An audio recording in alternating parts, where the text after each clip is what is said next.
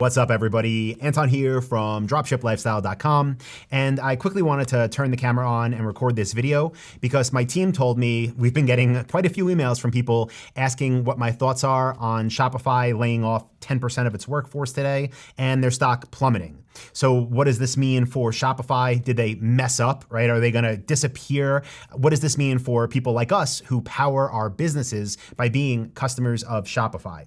So what I'm gonna do is share a couple things in this. First, what is actually going on? Then I'll share exactly what the founder and CEO of Shopify has to say about this and what I think happened here, right? And I'll just start by saying, like, getting this out of the way first. This didn't happen to Shopify, right? This layoff, which by the way, I feel for everybody that did get laid off. This didn't happen because Shopify, stopped making the best product. This didn't happen because they made any really bad decisions internally that now lead to other people doing better than them, meaning other e-commerce platforms. That's not what caused this. Basically, to sum it up before we even start, the CEO of Shopify kind of made a bet on where he thought e-commerce was going and going to stick, and that bet didn't play out. So they overhired, and now they have to scale back to where they actually are as a company, okay? But Shopify, yes, they're still the best platform. No, they are not going anywhere anytime soon.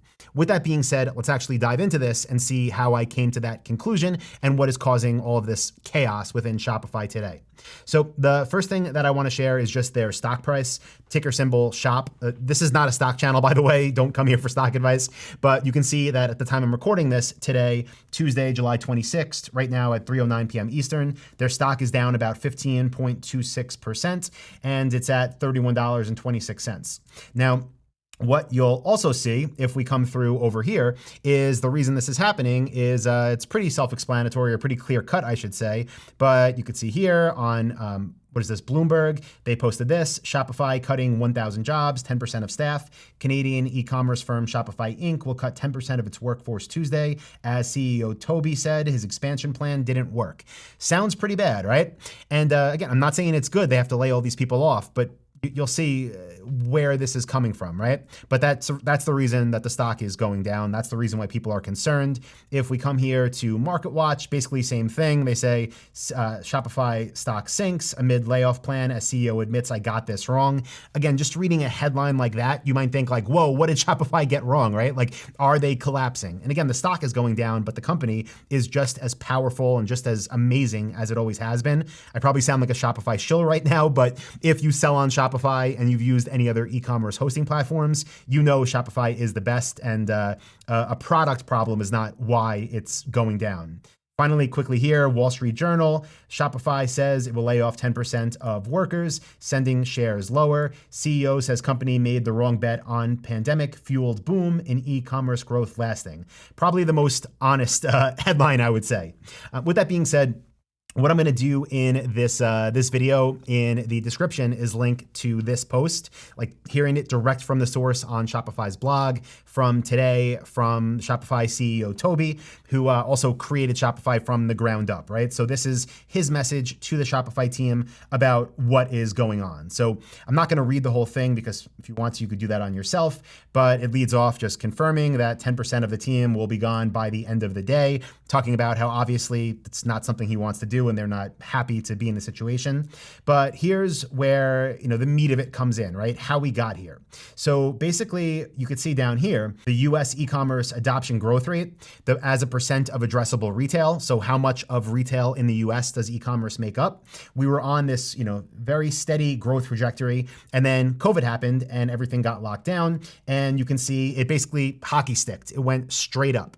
Now, Shopify, again, they had and they still have the best platform for building stores on. They saw what was going on with e-commerce, and what they thought was going to happen is that this growth rate was, I think in his own words, right here, the CEO thought that e-commerce as percent of addressable retail was going to permanently leap ahead by 5 or even 10 years, right? So basically the bet that Tobi made as the CEO of Shopify was that this growth rate, once the pandemic ended and things got back to normal, was going to stick. And instead of just growing at this consistent rate, things were going to stay at this elevated level and keep growing from there. So the way Shopify hired was as if e-commerce was now 5 to 10 years advanced. So at where we're going to be possibly, in 2028, 2032, that is what they were hiring for that size, where they will be then, or where they would have been if the pandemic didn't happen and they just continued to grow based on e-commerce growth in the US. Okay, now what actually happened? So you could see based on this graph here